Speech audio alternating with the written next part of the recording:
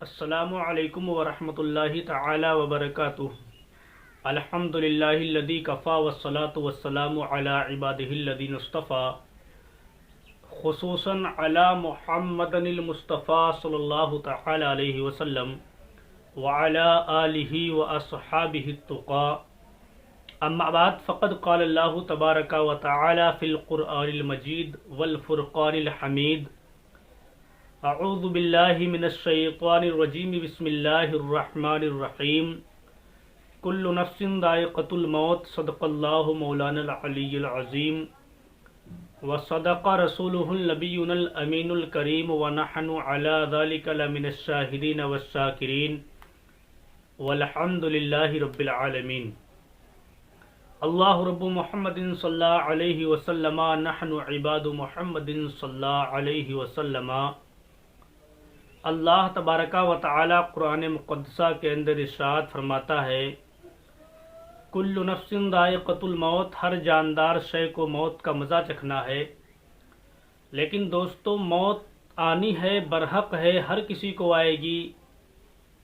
ایک دن اس دنیا سے الوداع کہہ کے جانا ہے، لیکن موت کے وقت جو تکلیف ہوتی ہے، پریشانی ہوتی ہے، وہ کتنی سخت ہوتی ہے۔ اللہ کے نبی صلی اللہ علیہ وسلم ارشاد فرماتے ہیں کہ اگر موت کے وقت کی تکلیف و پریشانی جو نزا کے وقت ہوتی ہے، اگر یہ زمین و آسمان والوں پر ڈال دی جائے تو سب کے سب اللہ کے حکم سے اس کی تکلیف کی بنیاد پر ختم ہو جائیں گے، مر جائیں گے، او کما قال النبی صلی اللہ علیہ وسلم۔ ایک روایت منقول ہے، حضرت عیسیٰ علی نبینا علیہ الصلاۃ والتسلیم اللہ کے حکم سے مردوں کو زندہ کیا کرتے تھے۔ اللہ کے حکم سے مردوں کو زندہ کرتے تھے۔ کچھ کفار نے آپ سے کہا کہ آپ تو فوراً مرے ہوئے مردے کو زندہ کرتے ہیں، کسی پرانے مردے کو زندہ کر کے دکھائیں جس کو ایک طویل زمانہ ہو چکا ہو اس دنیا سے لبیک کہے ہوئے، اس دنیا سے الوداع کہے ہوئے، اس دنیا کو چھوڑے ہوئے ایک طویل زمانہ ہو چکا ہو، ایسے انسان کو زندہ کر کے دکھائیے۔ چنانچہ وہ لوگ حضرت عیسیٰ علی نبینا علیہ الصلاۃ والتسلیم کو حضرت نوح علیہ السلام کے بیٹے سام کی قبر پر لے گئے، اور وہاں لے جانے کے بعد جب اس قبر پر لے گئے اور کہا کہ ان کو زندہ کر کے دکھاؤ، ان کو مرے ہوئے ایک طویل زمانہ ہو چکا ہے۔ اللہ اکبر۔ حضرت عیسیٰ علی نبینا علیہ الصلاۃ والتسلیم جب اس قبر پر پہنچنے کے بعد آپ نے 2 رکعت نماز نفل ادا کی، اللہ رب العزت کی بارگاہ میں دعا کی، اللہ کے حکم سے وہ مردہ زندہ ہو گیا۔ جب مردہ زندہ ہوا، آپ کیا دیکھتے ہیں کہ اس کے سر کے بال سفید ہو چکے تھے۔ حضرت عیسیٰ علی نبینا علیہ الصلاۃ والتسلیم نے فرمایا، اے انسان، یہ تمہارے سر اور داڑھی کے بال سفید کیوں ہو گئے؟ جب تمہارا انتقال ہوا تھا، جب تم اس دنیا سے کوچ کر گئے تھے، جب تمہارا انتقال ہوا تھا، اس وقت تمہارے بال سفید نہ تھے بلکہ کالے تھے، اب یہ سفید کیسے ہو گئے؟ اللہ اکبر۔ وہ کہتے ہیں کہ اے اللہ کے نبی، جس وقت مجھے اٹھنے کا حکم ہوا ہے تو مجھے یہ محسوس ہوا، میں نے سوچا کہ شاید قیامت قائم ہو چکی ہے، قیامت کے خوف سے، اس کے ڈر سے میرے داڑھی اور سر کے بال سفید ہو چکے ہیں۔ اللہ اکبر۔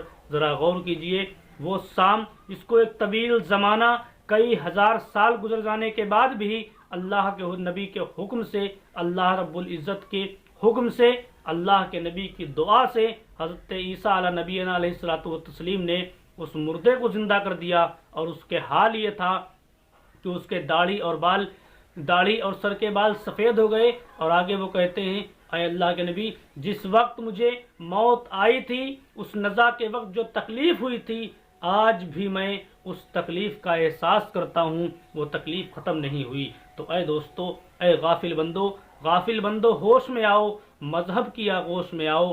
ہمیں اپنا محاسبہ کرنا چاہیے، ہمیں دیکھنا چاہیے کہ آخرکار ہم نے موت کی تیاری کیا کی ہے، ہم نے قبر کی تیاری کیا کی ہے، ہم نے حشر کی تیاری کیا کی ہے۔ اس لیے دوستو، ہمیں علم دین سیکھ کر کے، احکام شرعیہ پر عمل کر کے اپنی دنیاوی زندگی اور اخروی زندگی دونوں کو کامیاب بنانا چاہیے اور جہنم سے خود کو بچانا چاہیے، ورنہ یاد رکھو وہ جہنم جس کا ایندھن آج کی یہ معمولی سی ایندھن نہیں ہوں گے، یعنی معمولی اور ہلکی سی لکڑیاں نہیں ہوں گی، بلکہ اس کا ایندھن تو انسان اور پتھر ہوں گے۔